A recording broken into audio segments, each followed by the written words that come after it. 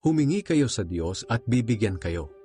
Hanapin ninyo sa Kanya ang hinahanap nyo at makikita ninyo. Kumatok kayo sa Kanya at pagbubuksan kayo. Sapagkat ang lahat ng humihingi ay nakakatanggap. Ang naghahanap ay nakakakita.